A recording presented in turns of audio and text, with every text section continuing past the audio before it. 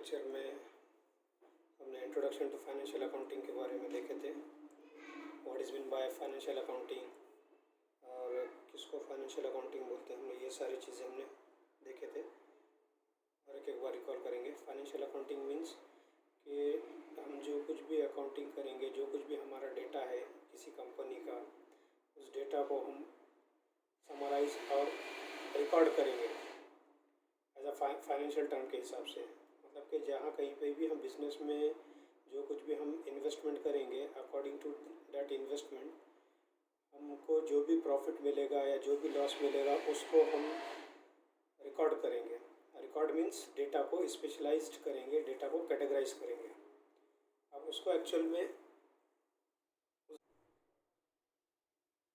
उस डेटा को हम कैसे कैटेगराइज करेंगे, किस तरीके से उस डेटा को हम प्रेजेंट करेंगे, किस तरीके से हम डेटा को रिकॉर्ड करेंगे, वो हमको फाइनेंशियल अकाउंटिंग में देखना है। ठीक है, किसी भी कंपनी का डेटा जब हम कैटेगराइज करते हैं उसको हम बोलेंगे अकाउंटिंग।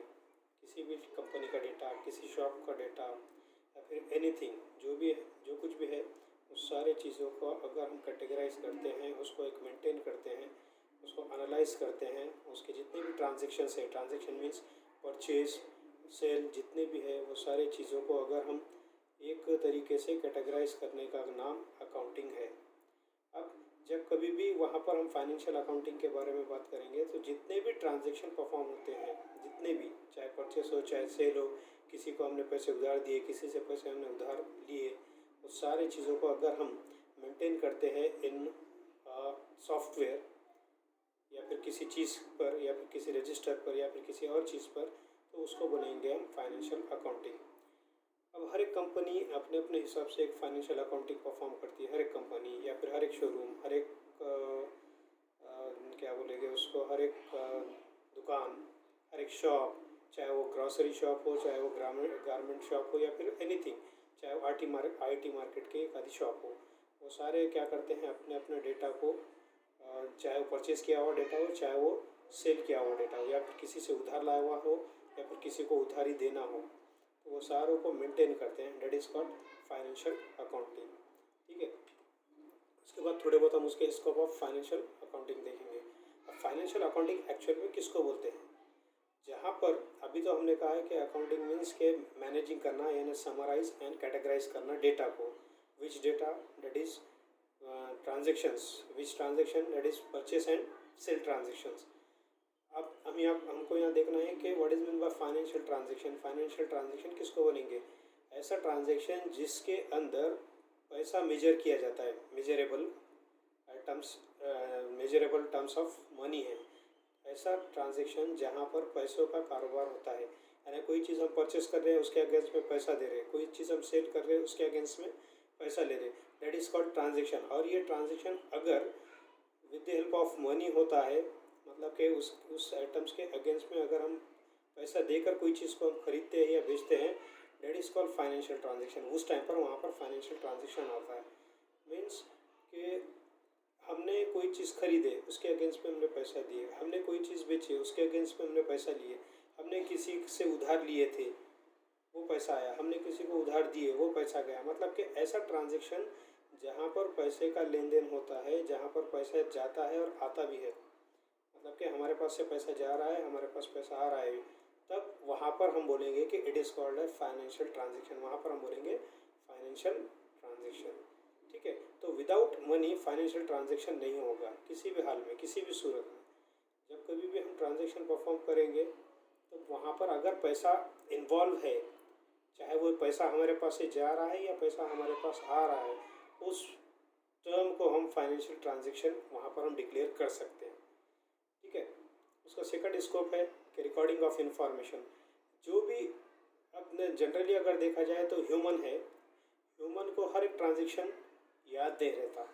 मे भी हो सकता है कि आज का याद होगा, कल का याद नहीं रहेगा, परसों का भूल जाएंगे या 8 दिन के बाद का भूल जाएंगे या फिर इमीडिएटली अभी का भूल जाएंगे। तो जब हम बिजनेस करते हैं तो हमको ईच एंड एवरी ट्रांजेक्शन हमको रिकॉर्ड करके रखना पड़ता है। ईच एंड एवरी ट्रांजेक्शन मतलब कि आज हमने समझो किसी के पास से कोई चीज़ परचेस करके लाए थे तो उसको रिकॉर्ड करना ज़रूरी है। कितना सेल किए उसको रिकॉर्ड करना ज़रूरी है। कोई चीज़ हमने खर्चा किया हमने कोई चीज़ का, मतलब कि हमने लंच किए या फिर हमने डिनर किए हमारे कंपनी के अंदर में, मतलब कि कंपनी के अगेंस्ट में हमने कुछ काम किए या फिर कोई चीज़ हमने खरीद के लाए, टेबल खरीद के लाए, चेयर खरीद के लाए, तो ये सारी चीज़ों को रिकॉर्ड करना। ह्यूमन है, ह्यूमन ये सारी चीज़ें छोटी छोटी चीज़ें रिकॉर्ड नहीं कर सकता। बट जब हम फाइनेंशियल अकाउंटिंग करते हैं तो ईच एंड एवरी ट्रांजेक्शन हम उसके अंदर रिकॉर्ड कर सकते हैं। चाहे हमने टेबल खरीद के लाए तो हम उसमें रिकॉर्ड कर सकते हैं, चाहे फ़ैन खरीद के लाए हम उसमें के अंदर रिकॉर्ड कर सकते हैं, या फिर किसी को सैलरी दिए या फिर किसी को उधार दिए, ये सारी चीज़ें हम फाइनेंशियल अकाउंटिंग के अंदर रिकॉर्ड करके रख सकते हैं। ठीक है। थर्ड है क्लासिफिकेशन ऑफ डेटा। अब जनरली अगर देखा जाए तो फाइनेंशियल अकाउंटिंग के अंदर हम डेटा को अलग अलग कैटेगराइज कर सकते हैं, क्लासीफाइड कर सकते हैं। मतलब कि सैलरी अगर किसी को दे रहे हैं तो सैलरी को हम अलग से रिकॉर्ड कर सकते हैं। किसी से हम परचेस करके लेकर आ रहे हैं तो हम सारे परचेस के ट्रांजेक्शन हम अलग से रख सकते हैं। सेल के रिकॉर्ड्स हम अलग से रख सकते हैं। या फिर अगर हम एसेट्स, मतलब कि हम टेबल, टूल, स्टूल या फिर फ़ैन हम लेकर आ रहे हैं तो उसको हम अलग से रिकॉर्ड करके रख सकते हैं। या फिर किसी को हमने उधार दिए थे उसको हम अलग से रिकॉर्ड कर सकते हैं। या फिर किसी से हमने उधार लिए उसको हम अलग से रिकॉर्ड रख सकते हैं। मतलब कि हम जब फाइनेंशियल अकाउंटिंग करेंगे तो उसके अंदर हम क्लासिफिकेशन ऑफ डेटा इजीली कर सकते हैं, यानी अलग अलग जॉनर का, अलग अलग डिपार्टमेंट का या फिर अलग अलग टाइप का डेटा हम स्टोर करके रख सकते हैं। तो ये हमारा थर्ड फाइनेंशियल स्कोप है, मेकिंग समरीज। जब हम डेटा को ये करेंगे, हमारा जो डेटा है उस डेटा को अगर हम सेव करेंगे तो हम उसको समराइज भी कर सकते हैं। मतलब कि हमारा ट्रायल बैलेंस भी दे सकते हैं। मतलब कि ट्रायल बैलेंस मीन्स कि हमको प्रॉफिट हुआ या लॉस हुआ, या फिर हमने जितना अमाउंट लगाए थे या फिर हमने जितना अमाउंट, फॉर एग्जांपल हमने 2 लाख रुपए अगर हमारे बिजनेस के लिए लगाए थे तो उस 2 लाख के अगेंस्ट में हमको प्रॉफिट हुआ या लॉस हुआ, हम ये चीज़ देख सकते हैं आराम से। अगर 2 लाख लगाए थे और हमको 4 लाख रुपए हमको नज़र आ रहे हैं, इट मीन्स डैट कि हमको प्रॉफिट हुआ। अगर 2 लाख हमने लगाए थे और हमको सारी चीज़ें जाके हमको समझ में आ रहा है कि हमारे पास सिर्फ 50,000 रुपये ही है, इट मीन्स डैट हम उसको कंसिडर कर सकते हैं कि हमको लॉस हुआ। तो हम ये फाइनेंशियल अकाउंटिंग के थ्रू हम ईजिली इस चीज़ को देख सकते हैं कि हमको प्रॉफिट है या फिर लॉस है। नेक्स्ट है एनालाइजिंग। अगेन यहाँ पर भी वही चीज़ आती है कि हम प्रॉफिट है और लॉस यहाँ पर हुआ है नहीं, मतलब कि हमारे पूरे ट्रांजेक्शन को मद्देनज़र रखते हुए या फिर पूरे ट्रांजेक्शन को अज्यूम करके हम ये अंदाज़ा लगा सकते हैं, हम ये गेस लगा सकते हैं कि हमारे बिजनेस में हमको प्रॉफिट हुआ या लॉस हुआ। मतलब कि हमारी जो भी बैलेंस शीट हो गया, बैलेंस शीट मतलब कि हम जितने भी ट्रांजेक्शन परफॉर्म करेंगे उस ट्रांजेक्शन के अगेंस्ट में हमको क्या क्या है, सारे ट्रांजेक्शन को हम देखकर हम बोल सकते हैं कि यहाँ पर हमको प्रॉफिट हुआ या लॉस हुआ। उसके बाद लास्ट है कम्युनिकेटिंग द रिजल्ट। यहाँ पर भी सेम वही कर सकते हैं हम कि हमको जो भी हमारे पार्टीज़ है या फिर जो कुछ भी है हम उससे कंक्लूजन लगा सकते हैं कि हमको किससे क्या कितना लेना है या किसको कितना देना है, या फिर हमको कितना बिजनेस को फाइनेंशियल देना है या फिर कितना कम करना है। ये सारी चीज़ें हम इसके अंदर कम्युनिकेट कर सकते हैं। That is called scope of financial accounting. I hope समझ में आया होगा। नेक्स्ट वीडियो में थोड़ी देर से